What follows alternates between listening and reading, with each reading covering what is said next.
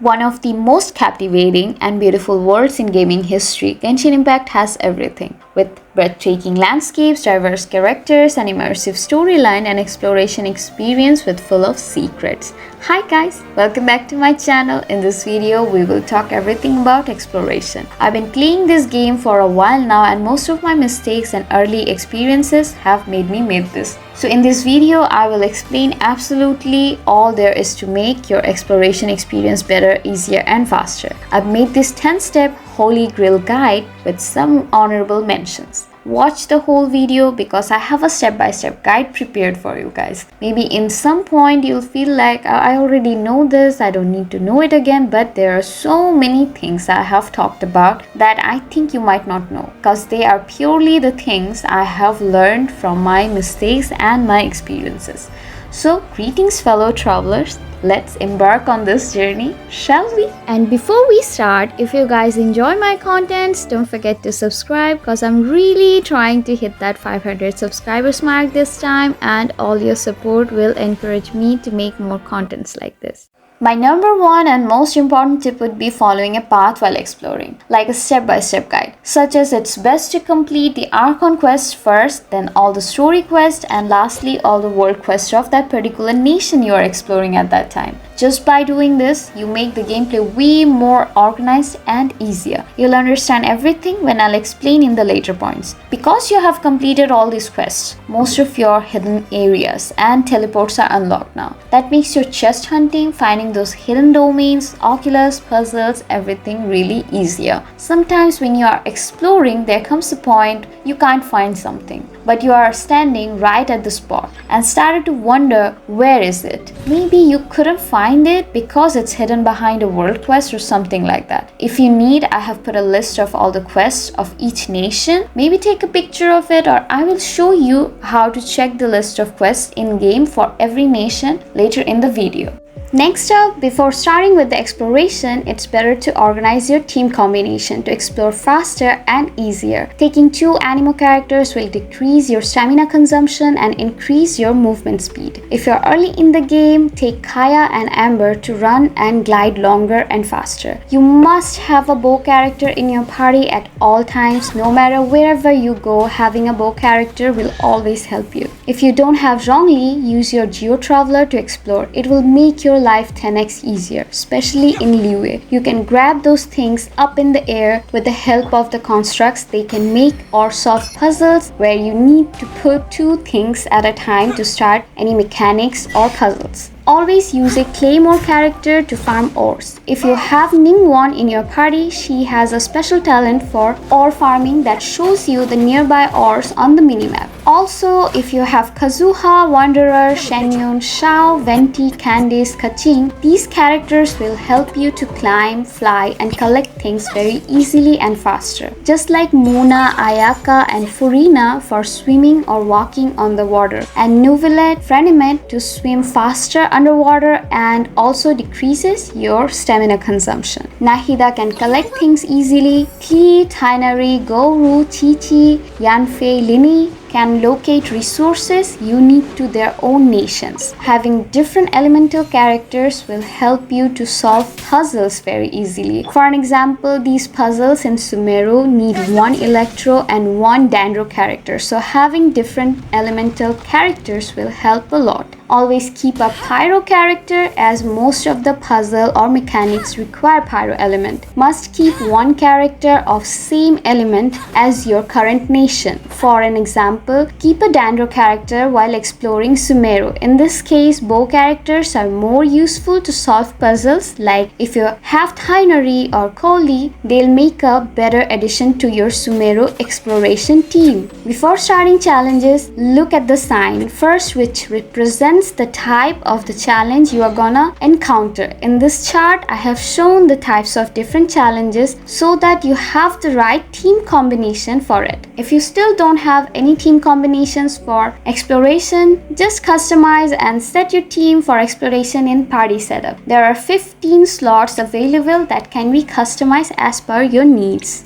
Third, unlocking all the teleport waypoints for fast traveling. These waypoints also give you some primos, so that's extra. But if you're early in the game, I'll advise you only use them for navigation. This way you get a chance to explore that nation on foot and get to know more about the place, the puzzles, the mechanics, the resources, materials, etc. So if you want to do freestyle exploration, this is a good way, but it messes things up a lot at the end. Because I used to do that and I still sometimes do, but in the long run it's not a good idea. It begins with a lot of fun but ends up with frustration. So don't make mistakes like I did.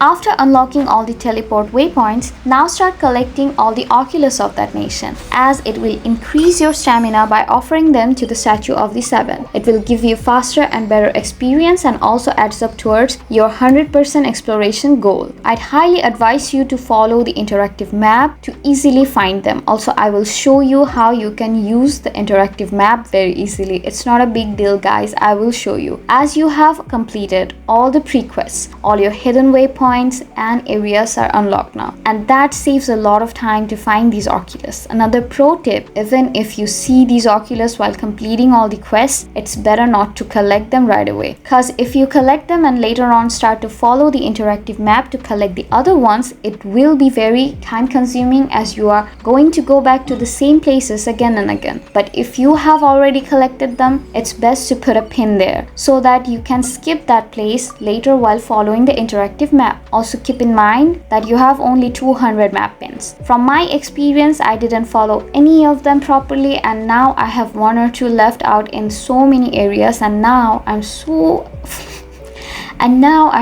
afraid to follow the Oculus finding guide, as I have to go back to a lot of places where I have already collected them, and I don't know how much time it will take to find that one or two Oculus I left behind, so it's better to collect them all at once. Another most important tip is to try to collect the treasure compasses of all the nations as soon as possible. These compasses will help you to locate treasure chests very accurately.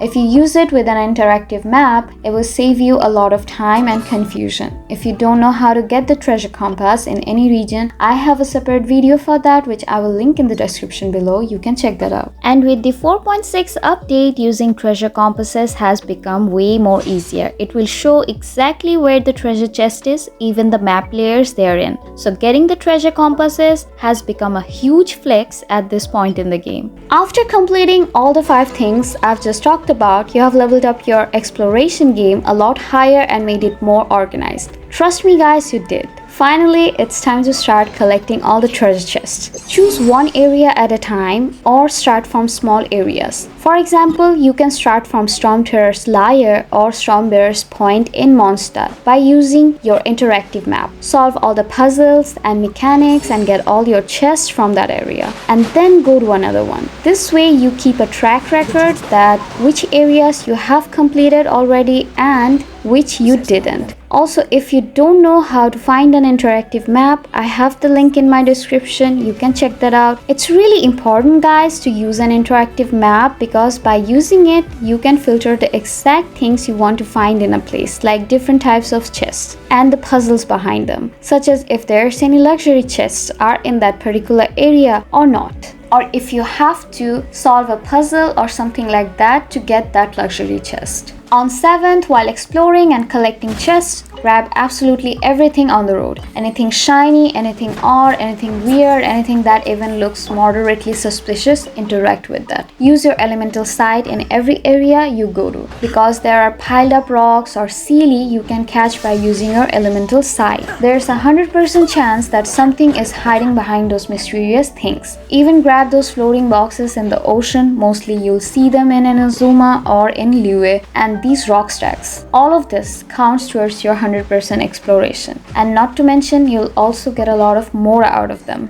As you have collected all the chests, next go for the Shrine of Depths. It will require keys to open the shrines. There are many ways to get the keys, such as by completing one-time domains, by offering Oculus to the Statue of the Seven, and also by offering sigil in some specific places on the map. You can also obtain sigils by opening chests, completing one-time domains, the rewards you get from Statue of the Sevens. These specific places are, for example, Tree of Dreams in Sumeru, Grand Narukami Shrine in Inazuma. In Mondstadt and Liyue, it's mostly domains and Statue of the Seven where you'll get these keys. But in Inazuma, Sumeru and Fontaine, you'll need to offer sigil in those specific places on the map to get all the keys. So if you do not complete those pre-quests I've mentioned earlier, you can't unlock those places. These are the list of quests you need to complete to unlock those places in different nations. You can take a picture of it for future references. Next up, there are many gadgets that can only be obtained through quests, and without them you can't even explore certain areas. For example, Lumin Stone. You must have this gadget to explore Kazam, Memento Lens for Inazuma, Vintage Lair for Sumeru Forest, Sorush for Sumeru Deserts, etc. As you can see, I have listed the gadgets that are required to explore specific areas with the quests you need to complete. You can also take the picture of it.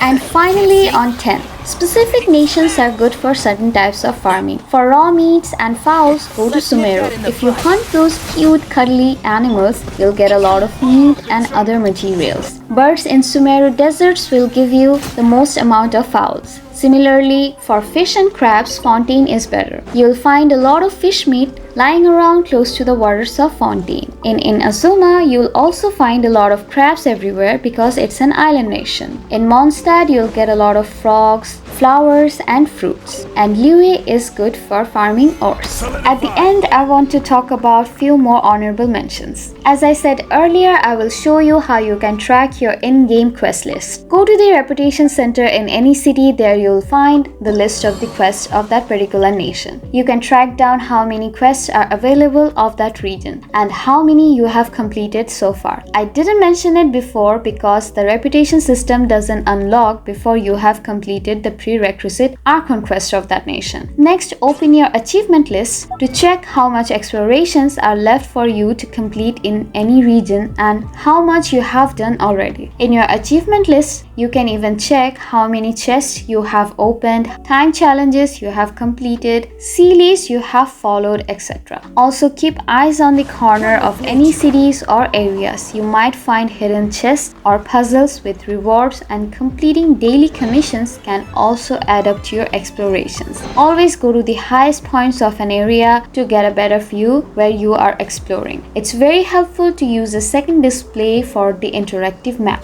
And lastly, this one is one of my favorites. The final tip is to go fishing. By fishing, you can get 3 4-star weapons in 3 different nations. We all know about Catch. It's one of the best 4-star weapons for Raiden Shogun that can be obtained in Inazuma. Similarly, you'll also get another sword from Fontaine and the bow from Sumeru. All these weapons have energy recharge on their main stats. The Fontaine sword is a very good one. You can use it on so many characters. The bow is not that good, but still it's a 4-star energy recharge main stat weapon, so you can use it on a lot of characters who need energy recharge for their elemental burst. As I mentioned before, I will show you guys how to use an interactive map in Genshin Impact. So if you go to the interactive map with the link I have provided, you'll see a lot of lists in there. But to simplify everything at first, I will show you these are the map pins that you can actually use to find anything specific you are looking for. And if you go to this, you'll see a lot of people is commenting. So one is location pins and another is common. Actually, the comments are the pictures and YouTube videos. You can see how to find it or the exact locations where people actually found them. So just by looking at the pictures, if you can't figure it out where the thing is, you can just watch the videos they have recommended there. You'll find a lot of YouTube videos there. So at first, whenever you are using an interactive map, turn off all the other pins they're showing so that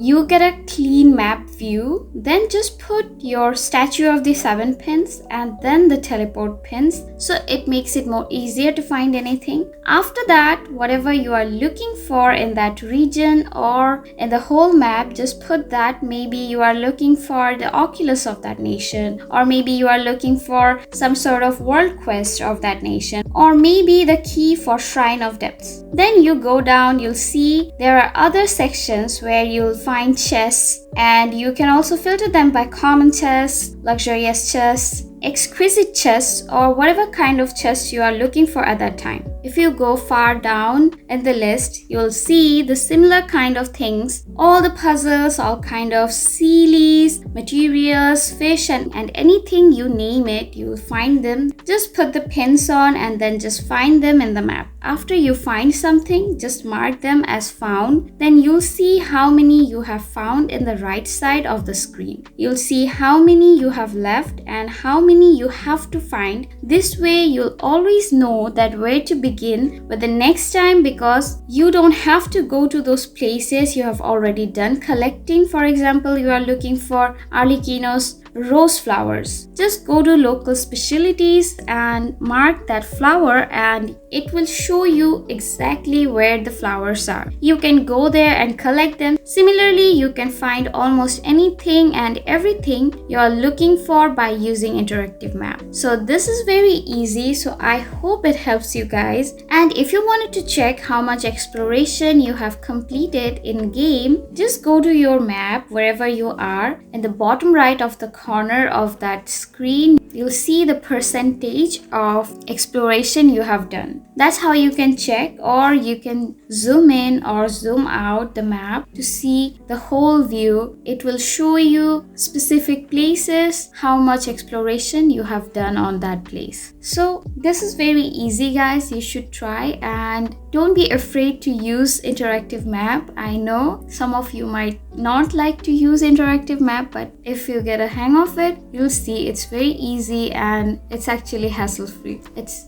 better. So try to use that and maybe you'll get used to it. And with this, I tried my best to cover everything you need to know about exploration in Genshin Impact and the mistakes you should avoid while exploring, not to mention by doing exploration like this, how much Primos you can get as a FTP. I wish I knew all this when I started playing Genshin. It would have been way more easier for me. So that's it, guys. Hope you find the video helpful. Hope this video guides you towards your exploration goals, and if you do find the video helpful, don't forget to subscribe to my channel and like the video. Also, if you have any other suggestions, feel free to comment them so that others can benefit from them. That's it for today, guys. I will see you on my next video. Bye! We will be reunited, dear brother. But not here. Not now. We will meet at this journey's end. Once the dust has settled, then you will understand.